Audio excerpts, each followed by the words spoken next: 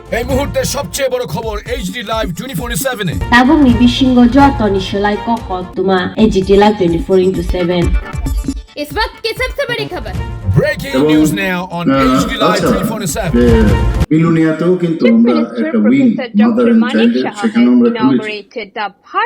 আমরা সবাই জানি গত 14 আগস্ট 15 আগস্ট যেটা আমরা বলেছিলাম যে করবই আমরা, প্রায় দেখাচ্ছে যে চোখের জন্য বাইরে চলে যাচ্ছে।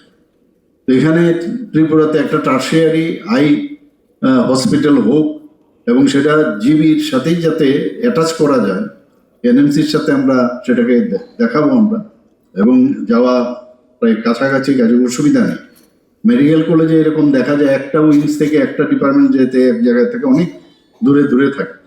তো এইরকম একটা এখন পরিবেশ আমরা করছি, সেটার ভূমি পূজন কিছুদিন আগে 14 আগস্ট হয়েছে।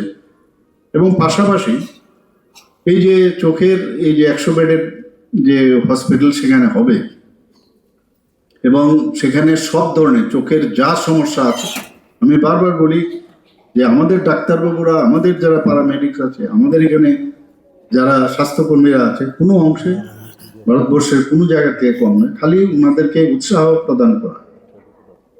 আপনারা সবাই জানেন যে কোভিডের সময়ে আমাদের আগে যখন মহামারী হতো, 100 বছরের ইতিহাস যে আমরা দেখি সোশ্যাল মিডিয়াতে বা নেটে আমরা দেখি, সেখানে দেখা যায় যখনই এই ধরনের মহামারী প্রতি 100 বছর পর পর নাকি হয় বলে, এরকমই না যে এর কম হবে না।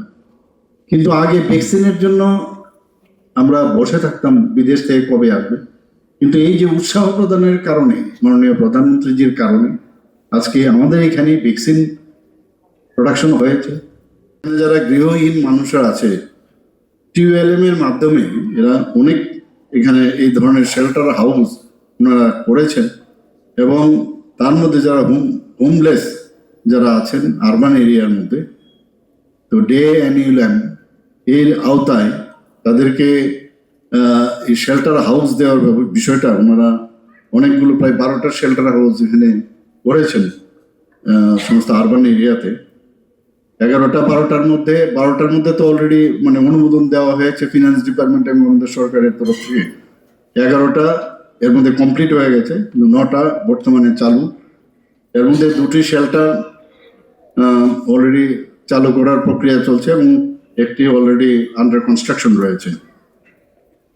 এবং টোটাল এই যে শেল্টার হাউসগুলো আছে, মানে এজিএমসি এবং জিবিপি হসপিটালের বাইরেও অন্যান্য জায়গায় যে আছে, তার মধ্যে টোটাল যে মানে ব্যয় হবে প্রায় 26 কোটি 88 লক্ষ টাকা। এবং 194 জন কমিউনিটি রিসোর্স পার্সন এবং ব্যাংক সখীকে নিয়ে একটি শক্তিশালী কমিউনিটি ভিত্তিক নেটওয়ার্ক এখানে তৈরি হয়েছে। এখন পর্যন্ত যে এসএসজি গ্রুপ এর মধ্যে ইনভলভ রয়েছে, এর ফলে যারা মহিলারা আছেন তাদের একটা উইমেন এম্পাওয়ারমেন্টের কথা আমরা বলি, সেখানে কিন্তু উইমেন এম্পাওয়ারমেন্ট আমরা সারা ত্রিপুরাতেই আমরা দেখতে পাচ্ছি।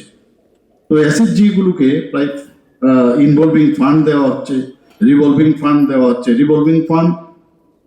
দেওয়া হচ্ছে, এলএফ গ্রুপকে, এসএসজি গ্রুপকে, এইভাবে প্রায় 31 কোটি 82 লক্ষ টাকা দেওয়া হয়। শুধু তাই নয়, এসএসজি লোন অ্যাকাউন্টে 6059 জনকে 133 কোটি 8 লক্ষ টাকা ঋণের সহায়তা এখন পর্যন্ত দেওয়া হয়। এখানে রয়েছেন সবাইকে আমি আবার ধন্যবাদ জ্ঞাপন করে আমার কথা বলা শেষ করছি।